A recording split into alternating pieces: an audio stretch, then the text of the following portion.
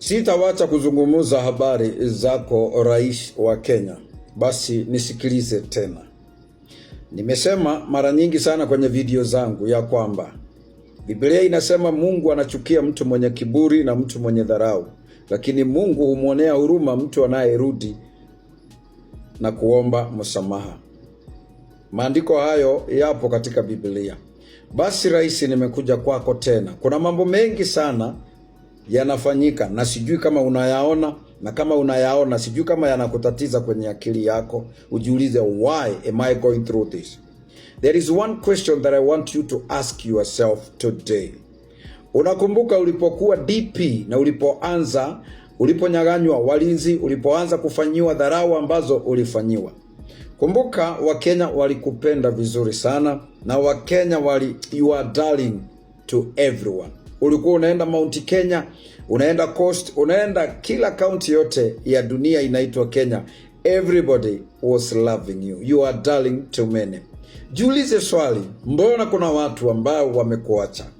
Mbona kuna vitu haviendi vile ambavyo ulipanga? Kuna mambo mengi uliahidi watu na hakuna hata moja umetimiza. Mambo yale ulikuwa unaenda ukisema kwenye kampeni yako, hakuna hata moja uliotimiza. Wewe uko na ahadi nyingi sana kuliko matendo. Biblia inasema a wise person huwa haongei sana. Basi nisikilize sasa. Nataka kuzungumza kuhusu wageni waliokutembelea katika ikulu. Wageni ambao wanaitwa ndege. Kuna ndege waliokuja katika ikulu. Wale watu wanajua mambo za kiroho, wanajua kwamba hizo ndege sio ndege za kawaida. Lakini mtu wa dini, mtu wa mwili na damu hawezi akaelewa. Na wacha nikueleze kitu mpendwa rais. All is not good. I wish, na ninasema kila siku, natamani sana niketi chini na wewe. Naweza nikakwambia mambo ikiwa utaniruhusu. Maana sijui kama wewe husikiliza mtu. Nisikilize tu. Nilikwambia mimi ni kama yule kijana nabii ambaye alidharauliwa na mfalme Ahab. Na alimwambia Ahab, usijaribu, usithubutu kwenda huko maana hautarudi. Manabii 400 walikuwa wamemtabiria, wakamwambia atarudi. Kama vile wewe unashabikiwa na watu wengi na wahubiri wengi sana, na watu wengi sana ambao wanakuambia kwamba utarudi 2027. Na sikatai, uko na chance ya kurudi.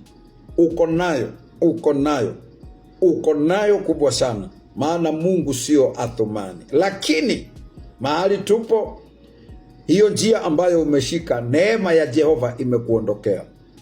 Na neema hutafutwa kwa ibada. Neema haitafutagwi na maneno. Neema hutafutwa na ibada. Na yule atakayekufanyia ibada hiyo lazima awe anaelewa anafanya nini. Kuna wahubiri wengi marafiki zako, sijui kama wanakuambia hili, neema ya Jehova imekuondokea. Wakati Mungu anataka kutenda mambo, yeye na aone wale manabii ambao wako karibu na mfalme hawampatii habari zake, basi Mungu huwaondokea wote. Hosea 4:6 inasema kwamba watu wangu wanapotea kwa kukosa maarifa. Kwa sababu wewe kuhani, wewe nabii, wewe apostle, wewe reverend father, wewe bishop, hauambii watu wangu ukweli. Basi nitawakataa nyote, wewe kuhani na wale wanaofuata mambo yako. Ishara za ndege zilizokuja katika State House, hiyo ni judgment. Ni judgment mbaya sana. Ningependa rais, wewe usema kwamba wewe ni mcha Mungu. Basi ukisikiliza video hii, basi uchukue Biblia, usome Leviticus 11:13 na chapter 19. Usome peke yako tu, uelewe kwa nini hizo ndege zilikuja kwako. Number 3, Matthew chapter 13 verse 4. In the parable of the sower, birds represents the evil one, the Satan, who snatches the word of God from our hearts. Ndege hizo zilizokuja, hao uliita wageni, Ni kitu kibaya sana kimetendeka kwako, lakini wewe haujui. Wewe unaona kila kitu, na sijui kwa nini, sijui kwa nini unakubali shetani akufunike macho, because hauoni ile hatari iko mbele yako. Hauoni kuna hatari iko mbele yako. Mr. President, utaaibishwa na Jehova. Mhubiri mwenye anakuambia ya kwamba uko sawa, huyo ni kama wale manabii wale 400. Na mimi nimekuambia nakupenda, nilikupenda and I campaign for you, na siwezi kuaibika kusema kwamba kuna siku nilikuombea mkiwa na Rais Uhuru kule State House Mombasa. So whatever I'm saying sio vitu zangu, ni vitu ninafinyiliwa kusema, na ni mambo mengi sana siwezi nikayasema kwenye TikTok kwa sababu kuna mambo mengi sana nimefunuliwa. I wish one day I sit down with you before it is too late. Mtu ambaye anataka kuokolewa na Jehova husikiliza watumishi wa Jehova. You have only one thing that will bring you back and bring you back in a big way, paka watu hata wewe hutaamini. Lakini hiyo njia ulioikamata haimpendezi Mungu. Unaona hizo siasa unaenda ukiweka kila wakati, stop it. Jifiche Mr. President, jifiche. Ondoka kwa kamera kwanza, wacha kuenda kwa watu kwanza. Tulia kwenye hiyo nyumba hiyo, State House hiyo, kaa huko, fanyia kazi zako huko. Rais Kibaki alifanya hivyo, kama ametulia huko, na wewe tulia. The more you go outside, the more unafanya vitu zinamkasirisha Mungu, na wahubiri wanakupigia makofi. Hujaona kitu kibaya kama nabii aliyeondokewa na Roho wa Bwana atakwambia kila kitu ambacho wewe unatamani kusikia, na baadaye mtatokomea wenyewe. Mimi ni mtumishi wa Mungu asiyejulikana. Hata kanisa langu halifiki watu wale unaweza kutembelea. But I have the Spirit of God, I have the ears of the Lord, and I have the revelation. Sijui nimemfanya Mungu nini, ananifunulia mambo. Na kuomba tu unisikilize. Ndege wakati mwingine, ama hizo ndege ulizoziona huko, zinakujaga kama monitoring spirit. Monitoring spirit zinatumwa na adui. Nilisema kwenye video yangu moja kwamba kuna siri nyingi sana ambazo zimefanywa na serikali, zingine ambazo si nzuri. Kuna watoto waliuawa. Kuna mambo mengi sana yameendelea. Na nikakwambia kuna watu sasa wameamua to go against you, not physical, lakini wameamua kwenda na wewe kiroho. Na ndiposa kila video ninayofanya lazima nikuambie kwamba, na niambie wa Kenya ya kwamba 2027 haitakuwa vyama na haitakuwa kabila letu. Unaona, mpaka hawa watu wa kabila la kwenyu watageuzwa siku hiyo. This is war, this is spiritual war. Na ndiposa kuna watu wameenda mbali sana mpaka katika anga za uchawi.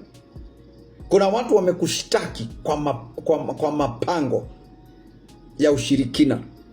They don't want you. And some munacheka na wao. Some wanajua siri zako zote. Mr. President, si unisikilize tu. Unajua, I believe huwa unaona video zangu, and I believe there are people who are closer to you. They see my prophecies, but you ignore me. There is no problem. 2027 haiko mbali. And before 2027 kuna mambo mengi sana Mungu atayafanya ya kuaibisha nyinyi. Na wacheni niwaambie, hizo ndege zilikuja huko, hazikukuja kwa uzuri. Kuna judgment imeachiliwa huko. Na ukumbuke kwamba ndege hubeba nini? Spirit. Na kuna spirit imeachiliwa huko. Na kuna spirit huachiliwa ya kifo. Kuna vifo zimeachiliwa. Mr. President, kuna video nilifanya siku nyingine nikisema watu waombee familia yako. Something is coming, but you don't see it. Mr. President, listen to me. I know what I'm saying. My videos are not for content. I'm not a political analyst. I'm not affiliated to any party. I'm a servant of God. Please repent. Asante sana. Sitawacha kuzungumza habari zako rais ambaye anajulikana sana hapa nchini Kenya. Ameweza kutabiri mazito kwa Rais William Samoei Ruto. Nimesema mara nyingi sana kwenye video zangu ya kwamba anajulikana sana. Kuna wakati aliweza kufanya kazi na Pastor Kanyari, lakini akatoka pale. Lakini Mungu humwonea huruma mtu anayerudi. Amekuwa akitabiri mambo mengi sana, mengine yamekuwa yakifanyika. Kama unaweza kumbuka alitabiri kifo cha aliyekuwa waziri mkuu hapa nchini Kenya. Akatabiri ndege kuanguka ambapo yanafanyika, na sijui kama unayaona, na kama unayaona sijui kama yanakutatiza kwenye akili yako pale maeneo ya why am I going through this. There is one question that I want you to ask yourself. Sasa hivi ameweza kuja na unabii, ameweza kutabiri kuhusiana na rais, na ulipoanza, uliponyang'anywa walinzi, ulipoanza kufanyiwa dharau ambazo ulifanyiwa. Kumbuka Wakenya walikupenda vizuri sana, na Wakenya you are darling to everyone. Ulikuwa unaenda Mount Kenya, unaenda Coast, unaenda kila kaunti yote ya dunia inaitwa Kenya. Everybody was loving you. You are darling to many.